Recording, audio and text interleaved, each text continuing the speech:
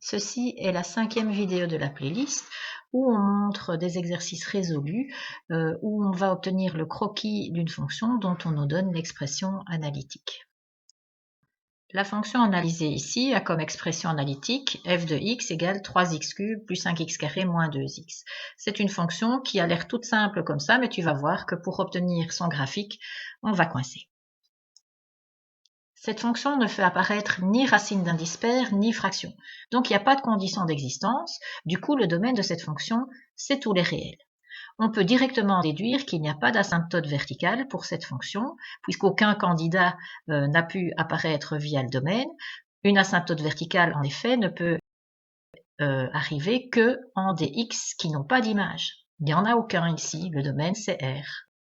Y a-t-il des asymptotes horizontales ou obliques? Regardons ce que vaut la limite quand x tend vers plus ou moins l'infini. On garde le terme de plus haut degré, 3x³, et quand je remplace x par plus l'infini, ça donne plus l'infini. Quand je remplace x par moins l'infini, ça donne moins l'infini. Plus je vais vers la droite, plus la fonction monte, plus je vais vers la gauche, plus la fonction descend.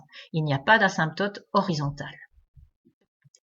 Alors, au niveau des asymptotes obliques, on peut aussi dire directement qu'il n'y en a pas, puisqu'il faut que le degré du numérateur soit égal au degré du dénominateur plus 1.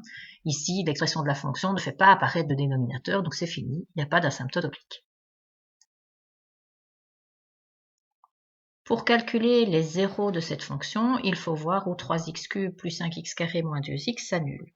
On peut mettre x en évidence dans cette expression et grâce à la règle du produit nul, on sait que soit x vaut 0, soit x vaut 1 tiers et moins 2, enfin ça se voit pas tout de suite, il faut calculer le rho de l'expression 3x² plus 5x moins 2 et tu verras que ça donne effectivement x égale moins 2, x égale 1 tiers. Donc on a en tout 3 zéros pour cette fonction.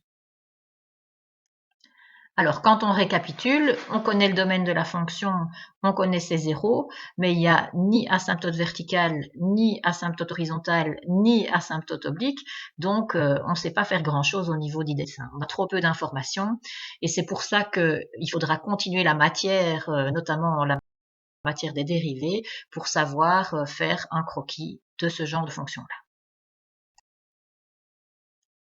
Voici un autre exercice où l'expression de la fonction, c'est 2x moins 1 plus 4x sur x² moins 9. C'est une expression un petit peu particulière et on voit directement qu'elle fait apparaître une première partie, 2x moins 1, qui est du premier degré, plus 4x sur x² moins 9, qui, quand on regarde son degré 1 au-dessus, degré 2 en dessous, quand on simplifie en fait les degrés, on voit que c'est quelque chose du même degré que 1 sur x.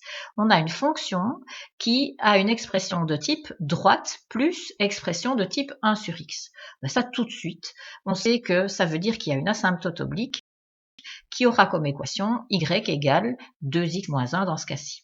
Et du coup, comme il y a des asymptotes obliques, on peut dire directement qu'il n'y aura pas d'asymptote horizontale.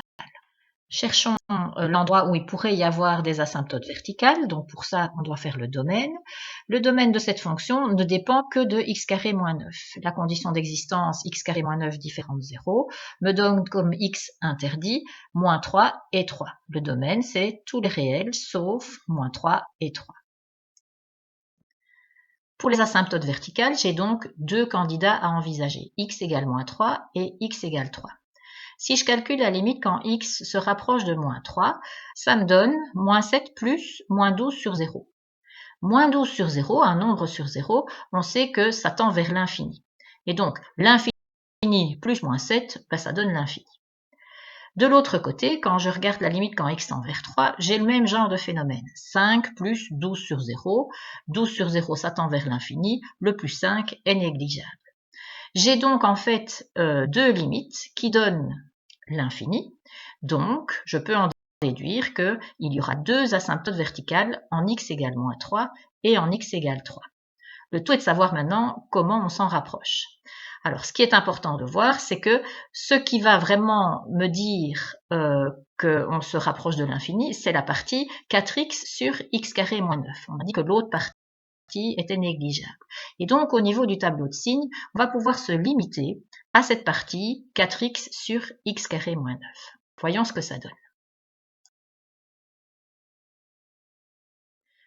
Donc, au niveau du tableau de signes, voilà ce qu'on obtient. Autour de moins 3, on voit que c'est négatif à gauche, positif à droite. Même chose autour de 3.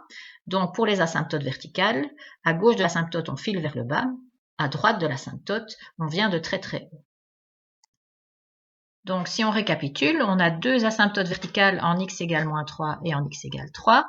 Et on avait une asymptote oblique d'équation y égale 2x moins 1, dont on a pu déduire qu'il n'y avait pas d'asymptote horizontale. Je ne peux pas avoir une oblique et une horizontale du même côté. Alors, on va voir si on peut calculer les zéros de cette fonction. Quand est-ce que 2x moins 1 plus 4x sur x carré moins 9 s'annule? Alors, on met tout au même dénominateur. Une fraction vaut 0 si le numérateur de la fraction vaut 0. Finalement, on doit essayer de résoudre 2x cube moins x carré moins 14x plus 9 égale 0.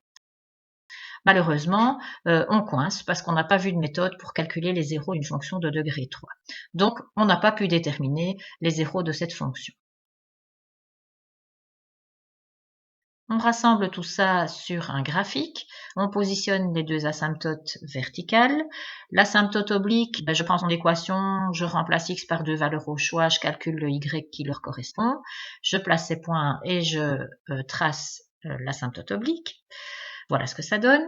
Ensuite, je place les petites étoiles, je n'ai aucune racine, je ne suis pas parvenue à en déterminer. Par contre, au niveau des asymptotes verticales, je sais comment on s'en rapproche grâce au tableau de signes, et je sais aussi que au niveau de l'asymptote oblique, je peux mettre une petite étoile tout en dessous à gauche et tout au-dessus à droite. Si on essaye de rassembler tout ça, pour la partie tout à fait à gauche, pas de souci. Pour la partie tout à fait à droite, pas de souci. Pour ce qui est du milieu, là, on est un petit peu coincé parce qu'on ne sait pas ce qui se passe. On ne sait pas comment raccrocher nos deux bouts parce qu'on ne sait pas combien de fois la fonction va croiser l'axe des x entre ces deux asymptotes verticales. Voilà le graphe de la fonction obtenue avec GeoGebra. Donc, à part pour la partie centrale qu'on n'avait pas su obtenir, la partie tout à gauche et la partie tout à droite, elles étaient pas mal sur notre croquis. Pour la partie centrale, il nous a manqué d'avoir justement les racines qu'on n'a pas su calculer, les zéros de la fonction. On voit que le fait de ne pas les avoir nous empêche d'avoir un graphe conforme à ce que ça devrait vraiment être. Donc, il nous faudrait encore des outils mathématiques supplémentaires si on veut pouvoir faire un croquis précis de ce genre de fonction-ci.